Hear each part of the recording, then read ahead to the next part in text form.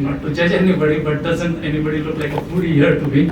But I would still mention a paradise for food enthusiasts. Singapore boasts diverse and world-renowned culinary scene. Nature lovers are equally enchanted by Singapore's lush green spaces. Some of you'll had the opportunity to visit yesterday, and some might visit in the forthcoming 1 or 2 days. Beyond tourism, Singapore is a leader in education, innovation, and technology. As we are witnessing, we are on one of the humongous campus in this university here, home to prestigious universities, advanced research institutions, and thriving tech industries. Its reputation for cleanliness, I'm not sure how many of you all must have noticed. There's no compromise to that, and there are safety further, and its safety further elevates its appeal. Strict regulations ensure a clean, orderly environment, offering visitors a sense of security and ease throughout their stay. Adding to its vibrancy, Singapore hosts a wide range of events and cultural festivals year-round. A quick roundup of some of the tourist destinations. You have Gardens by the Bay. You may Google, or you can just grab a quick, tourist guide from a corner store. You have Gardens by the Bay, Marina Bay Sands, Sentosa Island, Orchard Road, Chinatown, Little India, Singapore Zoo and Night Safari, Meridian Park, hawker centers, and of course, I'm not sure if any festival is being held during this time of our stay here, but they have cultural festivals being held throughout the year. So, with this, I would like to extend my sincere gratitude to all our academic partners, keynote speakers, panelists, organizing committee members, and participants in making this happen. Let this event ignite collaborations, spark innovation, and contribute to the sustainable future we all envision. Once again, I welcome you all to the Singapore International Conference. Let us begin this journey of insight, inspiration, and impactful exchange. We look forward to your participation in this enlightening and impactful conference. And that brings me to the end of this welcome address, and I guess it will be followed by the presidential address from Assistant Professor Dr. Arun Chainit sir. So I guess he's still on his way. Arun Chainit sir.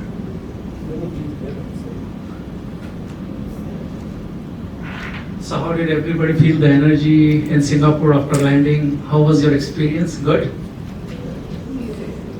How many of you all are first time visitors, if you don't mind? Interesting. Quite impressed? Absolutely. Very good, thank you.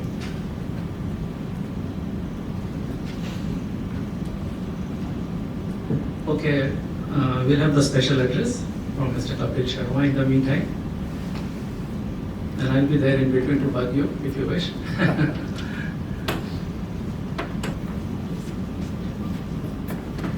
Good morning all, and special thanks to Mr. Dr. Prakash and the organizing committee to have this conference in Singapore. So about me, myself Kapil, and I am working in Singapore from last 15 years with HCL technology. So you can consider me as your local tour guide also if you need any help or somewhere. So I'm in Singapore since 2009. So this could be my 16th year in Singapore. So I work here with HCL technology and working on the digital transformation, and my key area of working project in the government program. So that include the income tax, Department of Singapore, fire safety, MHA, and I work almost 20 plus government agencies in Singapore, and we work the system for them. So that is the second or third time I am joining with Dr. Prakash for the conference, and I used to get more insight about the educations and the things are happening across the industry. So I am here used to become to pitch in onto the digital transformation or the digital progress the world is moving. So likely traditionally if you go back maybe 15-20 years back and now there is a drastic change the way we live our lives. For one of the example like maybe 10 years back or 15 years back, every morning we used to wait for a newspaper. But now I do not know how many of us wait for the newspaper. Secondly, maybe whenever we go outside or where there is an event like birthday or cake or wedding, we used to have a photographer or we used to buy films to take it and we use very precisely.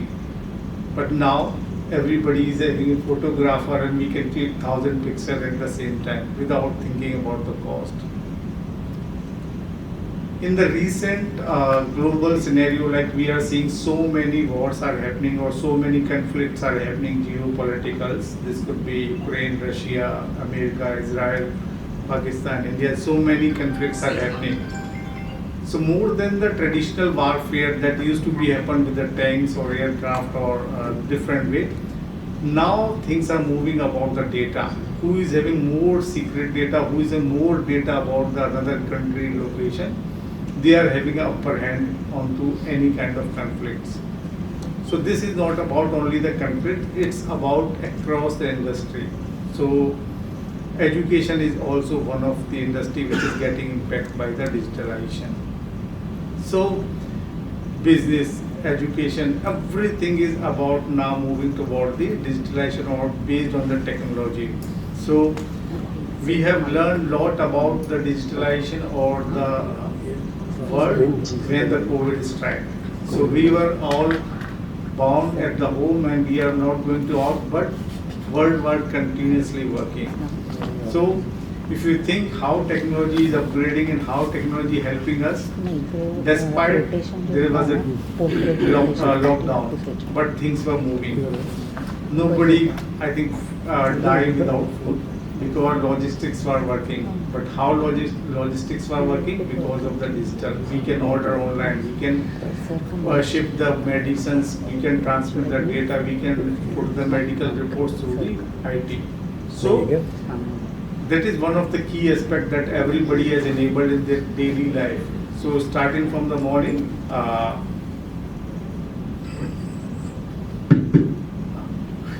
so the moment we wake up, we start with the digital things. So that is our phone. So we used to be seeing if anybody have sent us any urgent message, WhatsApp group, maybe joke or maybe clip or maybe the news. So we start the first second or the 10th second after wake up with the phone. Most of us, I am not sure, I am not saying everybody, but most of us. And how easy is the communication? In the previous time, like people we used to write a letter. Think about this 30 or 40 years when people were writing a letter. I am doing good, I got a job, I am moving to this city, I am doing this and that letter goes after 5 days, 3 days or 5 days. Now it's just a few seconds, 1 second away. You can communicate everything. Recording in So progress. if you think in just 20 to 30 years, the world changed drastically. Drastically. Now think about what will happen after 20 years. Can we think about what could happen? So we are running as a data, as a human become a data. So our data is more, the Google or any other company or the who's over the major player having more data we know about us. What we like, what we don't, what we dislike. So everything is playing on the data. So data is a tool. So here what I want to say, we should start practicing about data. We should start practicing about the technology to have enhance our daily life or our skill or to the employment. So now come back to the topic, like we are having it. Most of the teams or people or delegates are from the universities and education. So there is a importance. So we are taking care of a future of a nations. Okay, because they are students, they are going to the market, they will become a citizen, or they may be the doers in next few years. So the first thing is their employability. So after completing the education, they should not face the difficulty to get a good job, or that they should start a business. So how we can coach them? This is based on the data. So if I will telling you, you should start the cyber security or maybe doing some C++, okay. But we need to understand about the data, where the market is going, what people need it. So it's not like what I have, I am the best. No, I should always align myself to the market, or I should always align to the current scenario. So how we can get aligned with the scenario? That is about the data, nothing else, data. So if I know in next 5 years there is a demand of a maybe data scientist, AI, ML or anything, we should be target ourselves or our student or our learning about this code, rather than to be we are still learning the VB6. Nobody using VB6. Nobody using the less people are using PHP, AS400.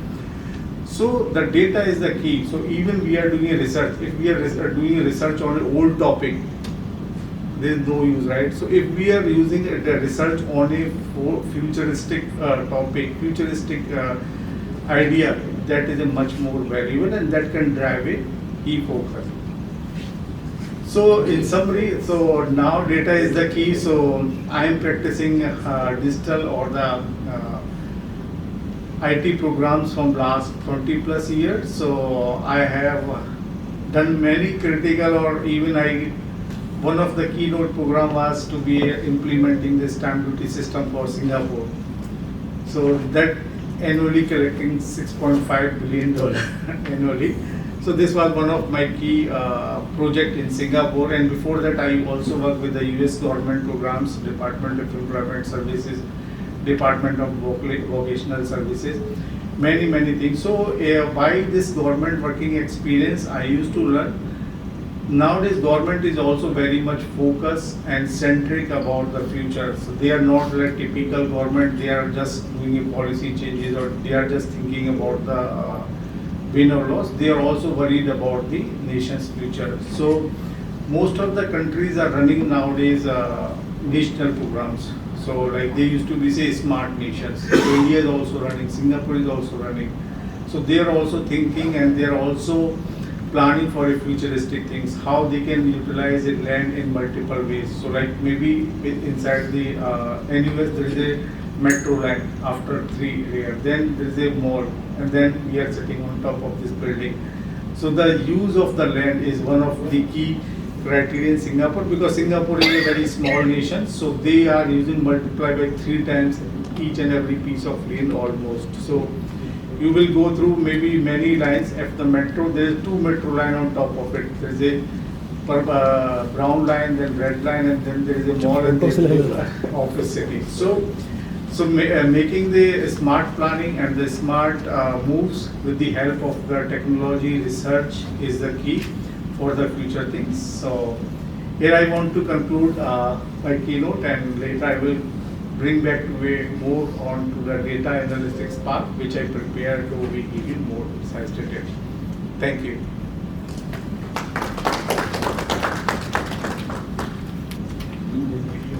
Thank you very much, Dr. Kapil Sharma, for sharing the valuable insights. Your tremendous experience in IT and digital transformation, I would say.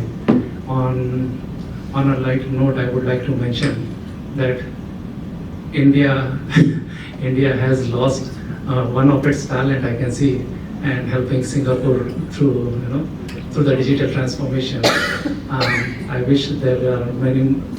I wish what you kind of highlighted when spending like 2 decades in North America. What I noticed, and I would like to add, is you have touched upon the pain point which I usually witness after coming after almost 2 decades in North America and about a decade in Middle East. And after listening your experience and your background and the dedication you have towards digital transformation, along with highlighting what the talent should be diverted to, or what the talent acquisition should be looking for, I've noticed the same thing which India is trying to be a big hub when it comes to digital, but unfortunately there's a big brain drain still going on. Lot of our young talent is migrating for its higher education in United States, Germany. Germany is promoting free education in mechanical, I think something like that. So still we are limping. It is with great regret, I would say. That is my observation, of course. No offense to any country, any caste, religion, no discrimination to anybody. But yes, I believe in talking the facts. And I don't like to be nice, I like to be honest. I could sound blunt, I could sound rude, but I believe in facing the reality sooner than later. So I'm really impressed with the education policies which should include and highlight. I've still seen my relatives are in coaching, they're in college, they're teaching. My brother was in Saudi Arabia for 2 decades as a professor. And what you highlighted, we can witness, but still the herd mentality, so to speak, is still continuing. Everybody is just looking for the JEE or NET exams and engineer and this. Doctors, I can understand. But thank you for sharing that, and I'm sure our scholars, researchers, presenters, keynote speakers would take a note and would like to maybe connect with you in future as well.